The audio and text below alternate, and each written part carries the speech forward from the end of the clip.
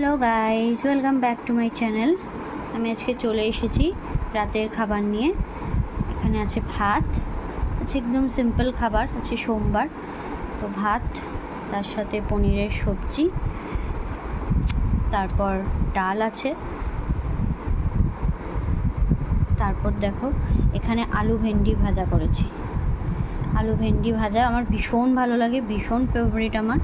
তো আর মুগ ডাল করেছি আজকে সোমবার, যেহেতু আমি ভেজ খাই, তো মুগ ডাল করেছি আর সাথে পনিরের সবজি, ক্যাপসিকাম দিয়ে দই দিয়ে পনিরের সবজি করেছি। তো খাওয়াটা শুরু করব। তো তোমাদের কার কার পনিরের সবজি মানে নিরামিষ দিনে মুগের ডাল তারপরে আলু ভেন্ডি ভাজা ভালো লাগে, তোমরা কমেন্টে জানিও। সো এখন আমি খাওয়া শুরু করব।